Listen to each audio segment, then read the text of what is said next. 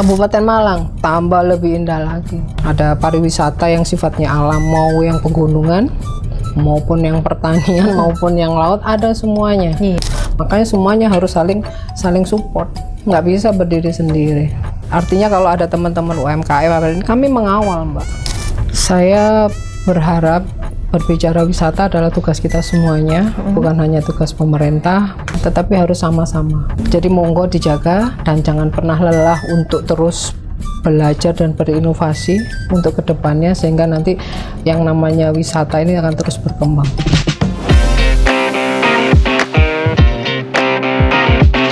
Hai Time Lovers, ketemu lagi sama saya Indah Andara, tentunya dalam podcast Ngopeni Rakyat. Ngopeni Rakyat adalah podcast yang khusus dibuat oleh Times Indonesia untuk Bapak dan juga Ibu dari Dewan Perwakilan Rakyat Daerah Provinsi Jawa Timur, di mana podcast ini nanti kita akan berbincang, mencari tahu apa saja tugas dan juga bagaimana sih pekerjaan Bapak Ibu Dewan.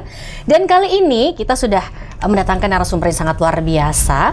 Beliau adalah anggota dari Komisi B DPRD Jawa Timur. Langsung saja kita akan sapa Bunda Yayu Rendra Kresna. Assalamualaikum Bunda. Waalaikumsalam Mbak Indah. Gimana kabarnya Bun? Alhamdulillah baik. Alhamdulillah. Walaupun Di tengah sibuk tapi tetap harus baik dan sehat. Betul sekali, di tengah kondisi cuaca sekarang yang tidak menentu, kita harus tetap sehat begitu ya Bun ya. Dan harus happy. Betul, harus happy artinya. Benar, Bunda, hari ini kita akan ngobrol santai aja ya Bun ya. Kita akan mencari tahu terkait pariwisata. Sektor pariwisata, yaitu tema kita strategi pengawasan dan pengembangan sektor pariwisata dalam rangka pembangunan pariwisata berkelanjutan di Provinsi Jawa Timur. Tapi karena Bunda Yayu ini kan dari Dapil 6, yaitu Malang dari Raya. Malang Raya ya, Kabupaten Malang, Kota Malang, dan juga Kota Batu. Jadi mungkin kita bisa spesifikasi di dapilnya jenengan aja. Oke, siap. Setuju ya Bun ya? Siap. Gimana sih kalau dari pandangan Bunda Yayu sendiri terkait posisi strategis Kabupaten Malang dalam peta pariwisata Jawa Timur, Bun? Artinya, alhamdulillah ya, hari ini saya dapat kesempatan bisa ngobrol tentang salah satunya tentang potensi pariwisata di Indonesia, di Jawa Timur, khususnya di Malang Raya. Ya. Berbicara pariwisata, ada slogan Wonderful Indonesia. Itu memang benar-benar cerminan daripada pariwisata yang di Indonesia. Oke. Berbicara Jawa Timur, ada slogan di Dinas Pariwisata, Dinas Kebudayaan dan Pariwisata Provinsi Jawa Timur adalah bahwa Jawa Timur adalah gerbang pariwisata Nusantara. Ya, artinya kalau mau lihat wisata Nusantara, lihatlah Jawa Timur, itu cerminan miniatur dari pariwisata yang ada di Indonesia. Saya bangga sebagai orang Jawa Timur. Saya juga bangga khusus jadi orang Malang ya, karena 3 daerah ini, Malang Raya, ada Kota Malang, ada Kota Batu, ya, ada Kabupaten Malang. Ini kalau berbicara pariwisata memiliki ciri khas masing-masing. Gitu ya Bun ya. Jadi berbicara yang Jawa Timur yang merupakan gerbang pariwisata Nusantara, Malang ini adalah cerminan dari gerbangnya. Kita berbicara juga bagian dari wisata Nusantara. Jadi memang potensinya sangat besar dan sangat membanggakan, dan pariwisata di khususnya yang kita berbicara tentang Jawa Timur ataupun Malang Raya itu juga bagian daripada kita membangun kesejahteraan yang imbasnya nanti kesejahteraan dari sisi ekonomi yang berasal dari sektor pariwisata, seperti itu. Oke, dan memang kalau membicarakan terkait pariwisata kabupaten, Kota Batu dan juga Kota Malang itu sangat luas sekali. Kalau Kota Batu identik dengan wisata buatan, gitu kan. Kalau Kabupaten Malang dan juga Malang Raya, alamnya kan, alamnya, itu ada gitu, alam juga. Itu gimana terkait pengawasan dan juga pengembangan pariwisata di Malang Raya saat ini? Yang saya lihat tiga pemerintahan ini antara Kota Malang, Kota Batu, ya, Kabupaten Malang ini sudah punya misi sendiri-sendiri. Tetapi kalau digabung itu adalah mengembangkan adalah pariwisata secara bagian daripada wisata Jawa Timur ya. Batu dengan segala potensinya ya, karena memang kecil dulu juga bagian daripada Kabupaten Malang. Dengan dikenal dengan pariwisata yang bersifat buatan, gitu kan. menjadi daya tarik sendiri. Sabtu, Minggu atau weekend pasti penuh. Okupansinya tinggi sekali di weekend ya. Ini juga menjadi kebanggaan, walaupun Batu sekarang sudah berdiri sendiri menjadi suatu kota mandiri kan, bukan bagian dari Kabupaten Malang. Tetapi sebagai orang Malang yang saya tahu juga, kami juga cukup bangga gitu loh. Ikut bangga kalau Batu sebetulnya. Begitu juga dengan Kota Malang. Ya, Kota Malang ini terkenal dengan wisata yang artinya di sektor pendidikan, karena memang di sini juga banyak sekali perguruan tinggi negeri maupun swasta. Di situ juga menyumbang kan. Kabupaten Malang tambah lebih indah lagi. Betul. Ya kan, ada pariwisata yang sifatnya alam, mau yang pegunungan, maupun yang pertanian, maupun yang laut, ada semuanya. Iya sih, betul. Lah, 3 kota ini dengan bisa bekerja sama saling mensupport. Jadi saya terima kasih yang saya amati bahwa 3 kota ini juga memiliki paket-paket yang saling mensupport satu sama lainnya. Artinya tidak punya kulo paling hebat, kotaku paling tidak, tetapi saling melengkapi berbicara tentang potensi wisata. Kalau untuk perkembangan ke depannya jauh lebih besar kan, artinya yang bisa digerakkan khususnya Kabupaten Malang kan. Apalagi sekarang masyarakat pengennya sekarang ini kalau wisata yang penting hatinya bahagia, happy dan murah. Nah, seperti itu. Betul sekali. Itu kalau di Kabupaten Malang kan memang banyak yang masih sangat jauh sekali, begitu ya Bun ya. Infrastruktur itu masih ada yang kurang memadai. Apalagi kalau kita mau ke arah-arah pantai begitu. Termasuk saya suka ke pantai, tapi ada beberapa pantai itu memang yang jalannya rusak, Bun. Itu saya kesel banget, Bun. Itu kalau dari Dewan sendiri gimana sih mendorong dari pemerintah daerah setempat untuk melakukan perbaikan? Ya artinya kita melihat bahwa jalan itu masuk kategori jalan apa nasional ya, kita akan mensupport bagaimana nanti pemerintah daerahnya khususnya Pemkab Malang untuk berjuang kan ke pusat sana sehingga jalan itu bisa dibiayai oleh negara atau APBN karena sangat besar Mbak. Iya gitu. Tetapi kita juga harus mulai mempersiapkan. Alhamdulillah yang saya lihat kemarin saya baru dari Bantur, paling tidak saya tahu sudah mulai proses kan, mulai dari Gondang Legi sampai dengan Bantur sampai nanti tembus ke jalur lintas selatan itu kan sudah mulai berproses. Ya memang sekarang masih belum selesai, jadi masih kelihatan kayak berantakan. Tetapi ini kan semuanya proses. Sambil kita diskusi kalau ketemu beberapa teman-teman kepala desa, di mana sekarang desa ini kan juga diharapkan dengan segala potensinya bisa menjadi desa wisata. Nah, artinya bisa mensupport keberadaan nanti wisata yang ada di daerah selatan dari semua bidangnya, kerjasama dengan teman-teman UMKM harus jalan. Desanya punya potensi apa yang dikembangkan sehingga nanti ke Malang Selatan, ke pantai itu, kalau kita berbicara tentang potensi wisata Kabupaten Malang itu kan sekarang dibuka banyak sekali jalan, Pak. Jadi tidak harus jalan, tapi ada jalan-jalan yang melewati beberapa desa, dan desa itu sekarang harus bisa memunculkan bahwa keunikan, kekhasan di daerahnya itu. Paling tidak itu juga bagian daripada promosi murah, walaupun orang hanya lewat. Tapi ternyata kalau mau ke Balekambang lewat desa di daerah Gedangan itu kan di dalam, Mbak. Itu paling tidak ternyata jalannya lumayan besar ya, cukup lumayan lancar. Saya bisa ketemu ini, bisa ketemu makanan yang sulit gitu. Paling tidak ada ciri khasnya lah ya dari. Iya, betul.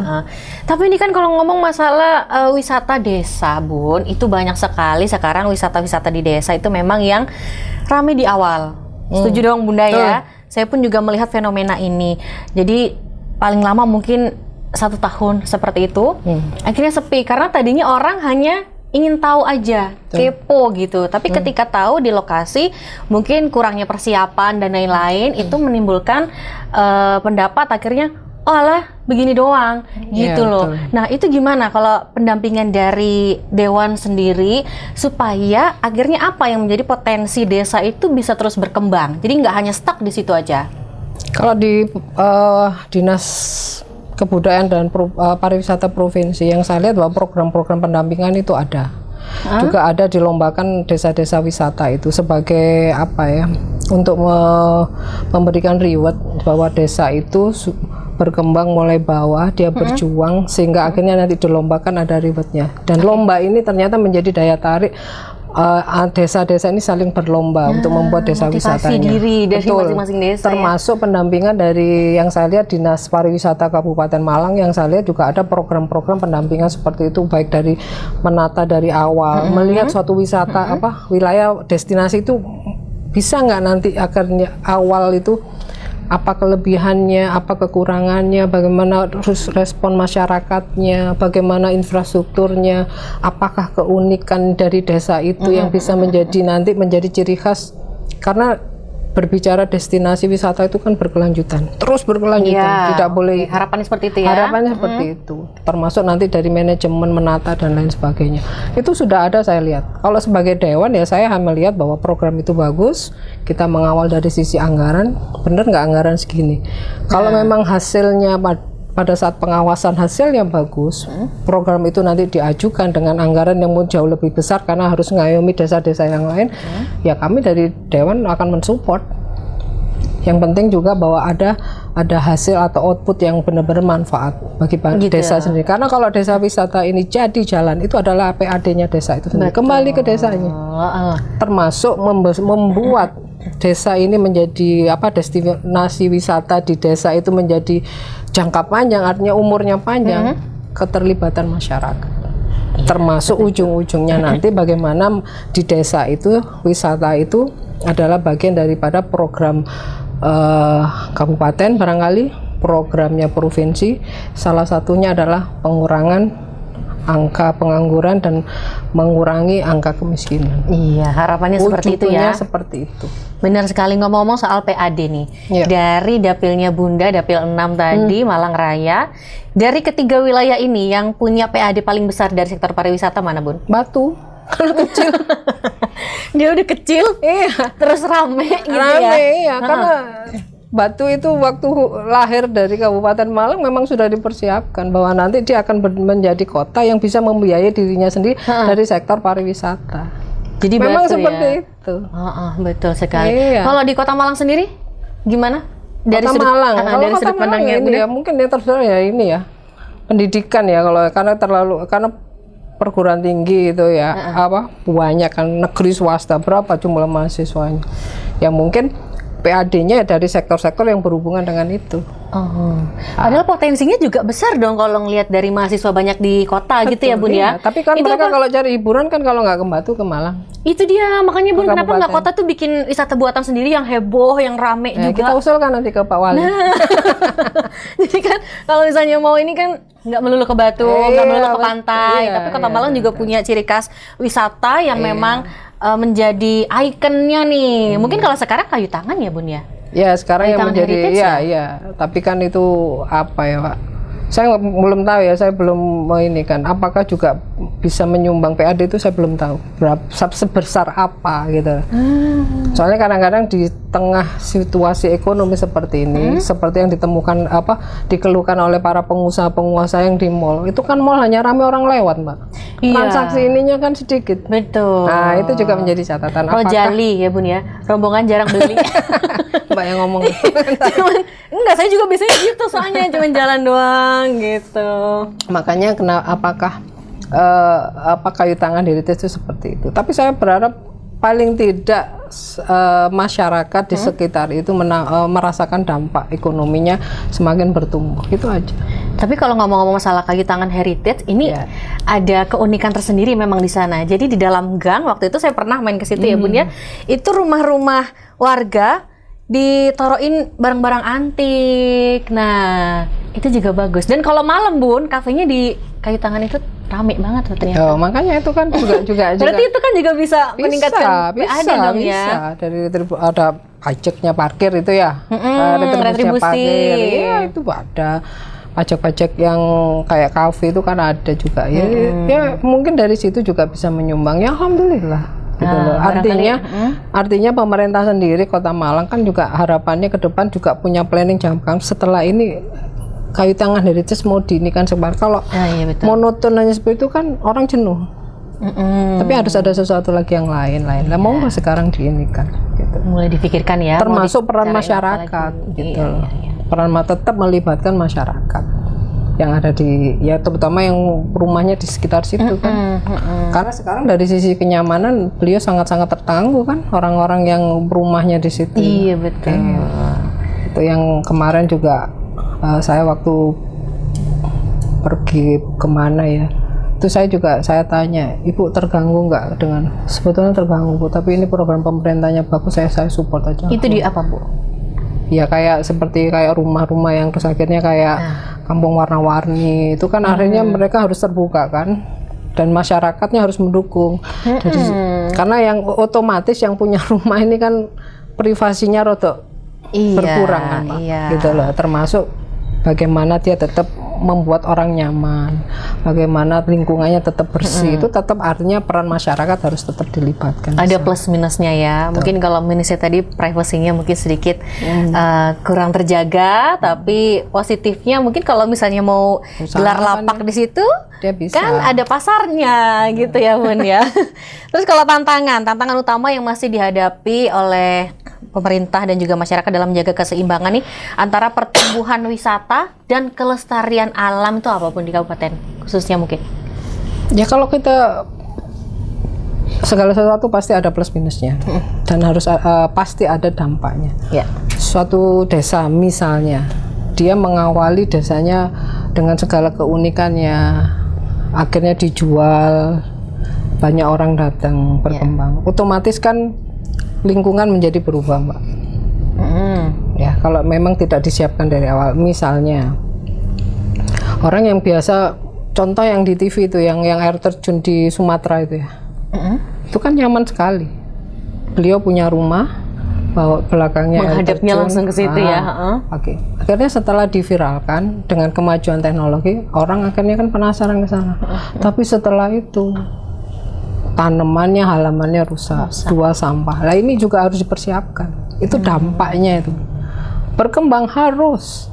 Karena kita harus memberikan, karena berbicara wisata itu kan harus ada sesuatu yang baru. Inovasi apa lagi yang akan ditampilkan, yang diberikan. Keunikan apa lagi yang mau ditunjukkan di satu tempat objek wisata itu kan. Khususnya memang dampak sampah atau dalam hal ini lingkungan khususnya sampah. Ini juga harus diperhitungkan. Karena orang juga berwisata itu pengennya kan nyaman, bersih gitu kan. Betul. Nah ini juga harus diinikan. Jadi keterlibatan masyarakat, pelaku usaha di sektor wisata yang ada di situ. Makanya semuanya harus saling support. Nggak bisa berdiri sendiri. Kami pun sama, kalau ada teman-teman UMKM, kami mengawal Mbak. Kami kawal. Oh bagaimana ininya? Kita hubungkan dengan dinas misalnya. Dinas Pariwisata Kabupaten Malang, oh bisanya di sini, apalagi yang kurang, nanti saya cari informasi di provinsi Dinas Pariwisata Provinsi Bangkani. Jadi saling mensupport, menambah apa yang belum bisa, sehingga tampillah desa itu menjadi desa yang benar-benar kita harapkan. Perkara nanti manajemen keuangannya setelah ini ya mau kita ini kan. Ya. Tetap kita juga berkomunikasi dengan misalnya kayak di Batu ada Santera, ini kan sudah memberikan dampak ke desa-desa wisata yang kecil-kecil di sana. Bagaimana nanti akhirnya kita komunikasi dengan pihak ini ya, barangkali ada ini dan lain sebagainya, itu kan bisa diomongkan sambil berjalan. Sambil berjalan. Iya. Okay. Ya jujur kalau kemarin kita tanya kalau berwisata kabupaten setelah ada Santera, kita juga bangga loh. Karena selama ini kalau wisata seperti itu kan punyanya mesti identik dengan Batu, tapi ini ada di wilayah kabupaten. Juga memberikan dampak juga tenaga kerja masyarakat di sana, anak-anak muda yang bekerja di sana. Santera kan luas sekali ya Bun ya? Iya betul. Di luar saya nggak mau basing gitu ya dan lain-lain. Ini ada yang dulu Pujon Kidul yang sudah berjalan. Oh kafe sawah itu ya? Kafe sawah, iya kan sebelumnya kan dia ini. Walaupun kondisinya di tengah sawah jauh dan lain, tapi rame terus. Iya betul. Dan masyarakatnya support gitu kan di lingkungannya. Tapi ada ini pasti ada dampaknya. Ya ini nanti yang harus diinikan, komunikasikan seperti apa. Oke, kalau dari Komisi B sendiri, apa sih program yang mungkin sedang dijalankan bersama dengan Dinas Pariwisata Provinsi Jawa Timur yang langsung terjun ke masyarakat, Bun? Ya kita melakukan pendampingan itu Mbak. Terus yang kedua kita sering sosialisasi masalah tentang desa wisata. Terus mendampingi kalau ada lomba-lomba desa, kita pasti akan ada di sana. Kita sambil melihat gitu dampaknya. Jadi lebih ke seperti apa. pendampingan gitu ya Bu ya. Dan termasuk kita ngawasi dengan program yang mereka ajukan, dengan penganggaran seperti apa. Nih, bisa menyelesaikan permasalahan pariwisata yang ada di Jawa Timur. Oh, dievaluasi tapi? Oh iya pasti. Setiap tahun? Iya pasti. Kalau misalnya ada pariwisata yang nggak berkembang? Ya nanti kita lihat faktor apa dan lain sebagainya itu nanti ada kajiannya, ada laporannya. Nah, kalau sudah seperti itu tapi programnya bagus berarti yang salah kan ininya, bukan programnya. Mungkin ya programnya nanti diikuti oleh desa-desa wisata yang lainnya. Tapi desa yang ini tetap menjadi dilakukan pendampingan. Barangkali keunikan apalagi yang mau ditampilkan sehingga orang mau datang lagi ke sana dan wisatanya menjadi bangkit kembali. Nah itu. Yang bisa menarik wisatawan bahkan dari luar daerah begitu ya. Oh aku kesini aja deh. Ya, makanya terus keterlibatan anak-anak muda, gitu kan, untuk di sektor wisata itu menempatkan mereka sesuai dengan usianya ini mau ini kan, keterlibatan itu juga penting. Saat ini gimana peran Gen Z untuk sektor pariwisata Jawa Timur? Cukup ini ya artinya mereka punya tempat sendiri berbicara wisata lewat fotografinya. Ya, iya betul. Gitu kan, terus lewat kemajuan teknologi mereka diberikan ini ada seperti itu. Apalagi kalau Gen Z kan mereka identiknya dengan teknologi gitu ya Bun ya. Jadi ya kayak ada TikTok, ada IG dan lain-lain kan mereka dikasih kok Darwis yang isinya anak muda berbicara IT pariwisata. Ada kayaknya ada semua ada gitu. Kalau saya ini kan saya hanya mau berarti ini sudah gitu. Kalau nggak ada ya kita diskusi kok opo ini gitu kan. Gitu. Karena kalau Gen Z itu apa-apa sekarang carinya itu di media sosial. Gak hanya Gen Z aja sebenarnya, bahkan milenial juga. Terus juga ibu saya pun kalau misalnya mau nyari informasi itu lewat Google gitu kan. Jadi memang peran Gen Z ini kalau misalnya memang harus ditekan untuk sektor pariwisata, mungkin aja sektor pariwisata di Jawa Timur bisa lebih inovatif lagi, lebih fresh lagi gitu. Kan lomba-lomba fotografi yang berbicara wisata itu kan juga sering itu. Dulu di Kabupaten Malang juga ada itu. Jadi ada kategorinya. Itu setiap tahun diadakan atau gimana? Kalau nggak salah kalau di kabupaten, saya nggak tahu ya kalau sekarang ya. Kalau dulu kayaknya setiap apalagi menjelang HUT-nya kabupaten, jadi ada satu baru. Nanti foto yang menang dibuatkan untuk kalender, kan bagus. Penghargaan dibuat untuk mereka yang menang. Benar. Bahwa karyanya dia dipajang dan dinikmati banyak orang dengan bangga, gitu kan. Oh ini toh. Walaupun misalnya pantainya mungkin sama, tapi dia ngambil dari sudut itu. Nah, maknanya seperti ini, dia mau menampilkan sisi yang lain. Bisa jadi portofolio juga kan. Oke, lalu apa strategi konkret dari Komisi B DPRD Jawa Timur ini dalam mengawasi sektor pariwisata supaya bisa transparan, akuntabel, dan juga berdampak nyata bagi masyarakat lokal, Bun? Ya kita sampaikan ke masyarakat bahwa ada program ini, ayo dikawal bareng. Tugas kami di sana. Jadi pada saat reses, pengawasan ya, kalau dewan kan seperti itu, betul. Terus kita kan nggak mungkin ngecek laporan keuangannya. Ya surahkan ke dinasnya. Kita hanya lihat ininya, kan itu bukan tugas kita kan. Betul. Tetapi kita mengawal apakah program itu dengan anggaran sakmin itu sudah ini. Kalau memang harus ditambah sudah ya kita maksimal apa belum? Iya, kalau memang perlu harus ditambah karena ada program pengembangan program berkelanjutan senyampang itu jelas dan ininya. Kenapa tidak? Kami ngawalnya dari situ. Sudah nyata. Nanti akhirnya di tahun berikutnya barangkali ada program baru dengan anggaran yang ini. Itu yang terus kita sambil melihat bahwa sasarannya mau di mana dulu, mau dilaksanakan di daerah mana. Kan itu juga ada laporan ya yang dibuat pada saat di proposal pengajuan program itu. Nanti yang mau disasar ini daerah ini karena punya kelebihan ini dan lain sebagainya. Oke. Jadi benar-benar detailing dulu sampai harus nanti gimana pelaksanaannya supaya maksimal gitu ya, Bun. Termasuk di desa itu kita berbicara wisata bukan hanya wisata alam dengan keunikannya, dengan kekhasan masyarakatnya, adat istiadatnya, budayanya, tetapi juga misalnya yang gak kalah penting adalah UMKM-nya harus tetap ikut jalan. Iya, karena itu tidak bisa lepas yang namanya wisata dengan UMKM. Walaupun secara ini dinasnya beda, UMKM di bawah naungan Dinas Koperasi dan Usaha Kecil, sedangkan pariwisata, tapi kan ada kegiatan-kegiatan yang dimana bisa disinergikan. Paling tidak itu juga menjadi salah satu penilaian pada saat kita itu turun, UMKM-nya jalan nggak, disupport nggak di situ. Di tempat-tempat wisata misalnya ada tempat-tempat kulinernya dari mana, ininya dari mana, kita tetap ngecek itu. Kalau memang di situ aja kenapa tidak diinikan? Tapi kadang ada loh Bun, UMKM itu yang memang dia jualan di tempat wisata itu harganya mahal Bun. Nah itu kalau dari Dewan sendiri ada nggak sih pengawasan supaya harganya jangan mahal-mahal gitu loh Bun?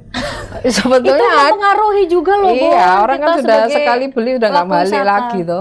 Iya, ada itu standar harga itu ada, terendah sama tertinggi itu ada. Tetapi pada saat di lapangan gimana? Kadang-kadang alasan mereka kan kami hanya ramenya di Sabtu Minggu Bu atau pas ini jadi mumpung ini lah. Itu juga kita memberikan pemahaman kepada masyarakat tidak bisa seperti itu. Jadi kalau memang harus dipatok harga ya ini. Malioboro, Jogja aja yang seperti itu. Dulu kan orang kalau mau makan gudeg itu kan bingung ya. Nanti tahu-tahu harganya sekian gitu. Itu kan juga artinya menjadi pengingat bahwa kita tidak bisa seperti itu. Jadi monggo ada rate harga tinggi terendah, yang penting jenengan bisa ada keuntungan. Iya. Gitu kan? Kadang kalau mau makan di pantai takut Bun. Mahal nih, apalagi seafood ya kan. Kalau berbau seafood kan takutnya mahal. Cuman kan karena kita makannya di pantai, oh ini deket nih tinggal ngambil, atau mungkin belinya nggak usah butuh effort, jadi harga belinya juga nggak terlalu mahal. Tapi kita tetap deg-degan loh Bun kalau makan. Jadi akhirnya kita sebagai pelaku wisata mensiasati gitu dengan nanya dulu, Bu yang ini berapa gitu. Ya komunikasi itulah nanti yang kadang-kadang kalau kita lakukan pas saya reses atau pas saya main lah, bukan hanya reses, hanya sekedar ke teman-teman yang pelaku usaha di sektor UMKM ini, yang tempat-tempat wisata, kadang-kadang ngobrolnya ya seperti itu, jangan terlalu ini lah. Nanti orang kesini belum tentu kesini lagi loh, itu doanya kok jelek. Kan nggak boleh.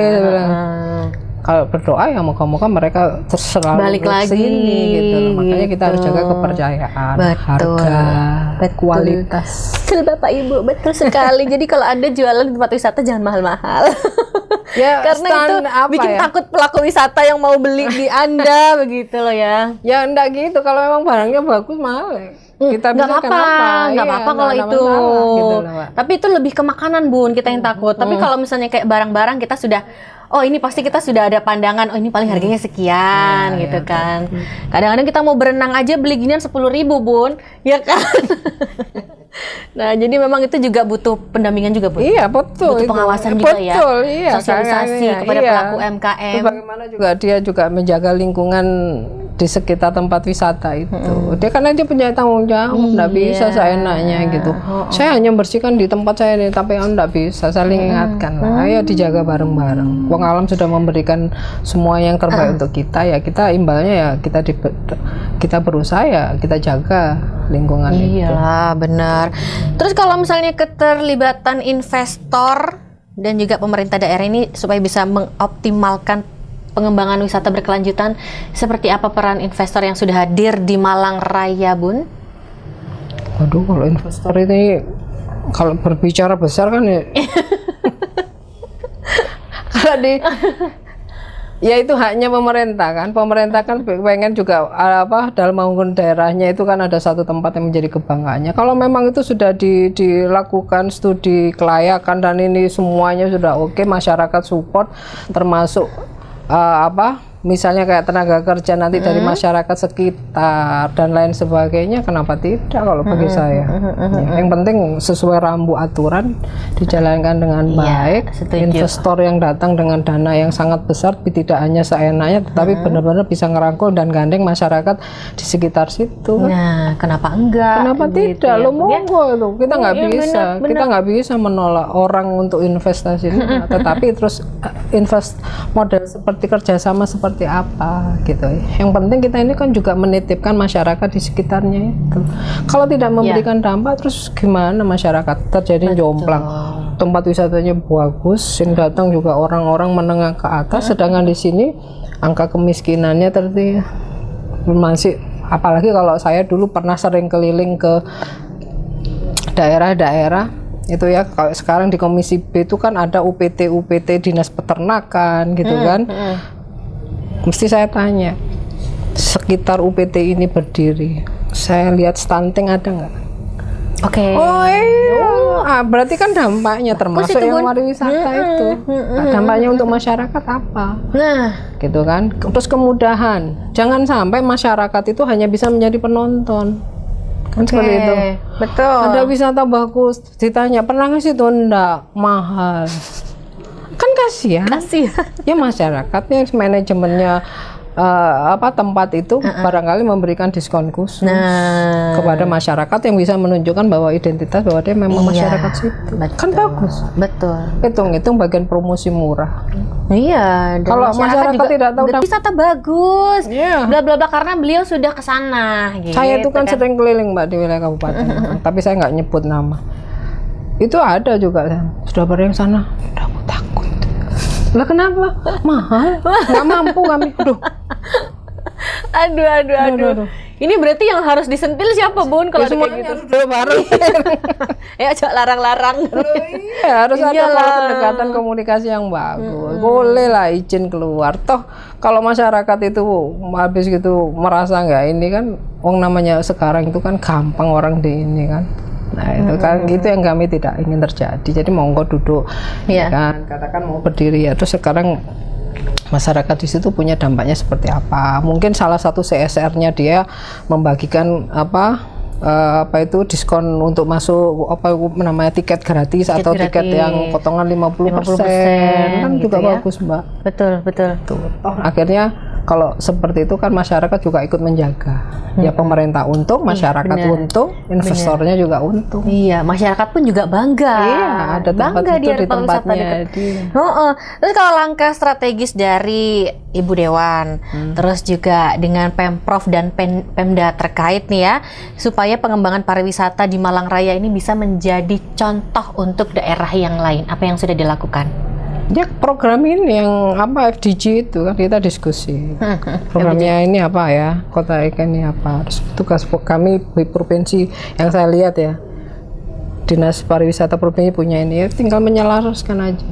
Saling mengisi provinsi, nanti kalau ini sudah berjalan dari dilaksanakan oleh kota kabupaten, provinsi masuk. Nah saya di DPR ya tinggal ngawasi aja. Oh gitu, tinggal ngatakan ini loh nggak bener loh yo.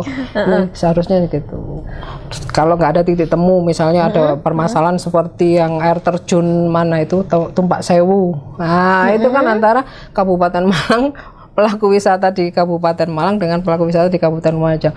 Nggak ketemu sudah ya didudukkan ayo. Pelaku nih sudah nggak bisa kalau lewat ini jauh lebih bagus pemandangannya sehingga tiketnya ini ya monggo punya ini ya saya sampaikan waktu hearing dengan ini, monggo dua kepala daerah ini dipertemukan. Nggak bisa, harus dua kepala daerah, Bupati Lumajang sama Bupati Malang harus ketemu duduk menyelesaikan. Karena memang air terjun itu ada di dua wilayah. Bisa lewat Lumajang, bisa lewat Kabupaten Malang, seperti itu. Tugas kami adalah menyelesaikannya sehingga selain semuanya bisa pengawasan, berjalan dengan baik. Juga sebagai ibu ya, sebagai ibu, kalau anak-anaknya ada yang berantem, ibunya harus datang mendudukkan, ngasih nasihat gimana baiknya gitu. Iya, saya pun kalau ada teman-teman yang di DPR provinsi yang dapilnya Lumajang, saya bilang, ayo Pak, ini harus ini ditemukan dua kepala daerah gitu loh. Kalau nanti Dinas Pariwisata tidak bisa ini tambah runyam, saya bilang gitu, dianggap tidak adil. Betul. Sudah datangkan aja kepala daerahnya, Bupati Lumajang sama Bupati Malang, duduk bareng ayo selesaikan. Nah, itu jalan keluar. Nah, alhamdulillah. Berarti sudah selesai ya Bun ya permasalahan itu ya. Kalau dari sisi hukum nih Bun, bagaimana sih memastikan keadilan dalam pemanfaatan ruang wisata dan juga perlindungan atas hak masyarakat adat maupun pelaku UMKM? Kan itu ada perdanya Mbak ya. Jadi kalau di Jawa Timur itu kemarin perda tentang pemajuan kebudayaan ya. Perda nomor berapa ya? 6 kalau nggak salah, 6 tahun 2024 tentang pemajuan kebudayaan, di mana di situ berbicara tentang pemeliharaan, pengembangan dan pemanfaatan kebudayaan sebagai baru. Semuanya ada di sana. Jadi monggo nanti dibuka. Panjang ya Bu. Panjangnya memang dipelajari karena memang sudah di situ. Jadi insya Allah juga kayak perda-perda di kota kabupaten kayaknya sudah ada semua. Saya lihat Kabupaten Malang punya, Banyuwangi punya, Sidoarjo punya. Jadi artinya saling saling melindungi lah ya, saling Iya, melindungi. Visi sekarang kita ke visi nih Bun. Visi jangka panjang dari DPRD Jawa Timur terhadap pembangunan pariwisata berkelanjutan hingga 5-10 tahun ke depan lah. Apa visinya Bun? Visinya ya kami akan tetap mengawal dan menjadikan Jawa Timur benar-benar gerbang pariwisata seperti yang Bu Gub sampaikan kan. Tugasnya kami antara eksekutif sama legislatif ini kan bersinergi juga mengawal semua program Senyambang itu bagus kan. Untuk yang imbasnya untuk kesejahteraan gitu. Ya visi kami akan terus mengawal apa yang menjadi program-program jadi pemerintah Provinsi Jawa Timur khususnya di pariwisata. Oke, sekarang mungkin pesan ya dari Bunda untuk para pelaku wisata, generasi muda dan juga masyarakat Malang ya untuk turut berperan dalam menjaga destinasi wisata kita. Saya berharap berbicara wisata adalah tugas kita semuanya, bukan hanya tugas pemerintah, bukan hanya tugas DPR, bukan hanya tugas masyarakat, tapi bukan hanya tugas investor dalam hal ini, ya, tetapi harus sama-sama. Masyarakat di sini pun macam-macam, ada yang muda, ada yang tua, sesuai generasinya. Monggo kita terlibat. Kita semuanya terbuka. Ada yang tidak sampaikan dengan cara yang santun. Yang penting adalah bagaimana wisata ini menjadi kebanggaan kita semuanya. Kita kembangkan sama-sama dan kita nanti bisa menikmati bersama-sama keberhasilan suatu tempat wisata itu kan. Jadi monggo dijaga dan jangan pernah lelah untuk terus belajar dan berinovasi untuk kedepannya sehingga nanti yang namanya wisata ini akan terus berkembang sesuai zamannya, tetapi tanpa melupakan budaya asli atau kearifan lokal yang ada di wilayah wisata itu masing-masing. Seperti itu. Oke, terakhir harapan Bunda, harapan untuk destinasi wisata di Jawa Timur. Harapannya benar-benar mewujudkan wujud nyata bahwa gerbang pariwisata Nusantara ada di Jawa Timur. Luar biasa, itu tadi perbincangan kita dengan Bunda Yayu dari Komisi B DPRD Jawa Timur terkait sektor pariwisata. Tadi karena beliau ini dari Dapil 6, yaitu dapilnya adalah Malang Raya. Jadi kita tadi mengulik pariwisata yang ada di Malang Raya. Untuk para pelaku wisata mungkin yang sedang berwisata, salah satunya kalau menemui kendala-kendala terkait infrastruktur atau dan lain-lain, itu boleh disampaikan gitu ya Bun ya? Disampaikan langsung ke medsosnya DPRD Jawa Timur, boleh ya? Atau ke dinas-dinas terkait. Boleh. Nanti akan ditindaklanjuti. Supaya apa? Supaya pariwisata di Jawa Timur ini semakin lebih baik, semakin berkembang, dan tentunya semakin maju, bisa meningkatkan PAD Provinsi Jawa Timur. Amin, itu harapan kita bersama. Baik Bunda, terima kasih banyak atas waktunya. Kapan-kapan kita harus ngobrol lagi. Nanti kita ngobrol terkait sejarah, boleh mungkin ya Bunda ya? Boleh. Oke, kalau gitu. Semoga sehat selalu Bunda ya. Amin, terima kasih atas waktunya. Ya Mbak Indah.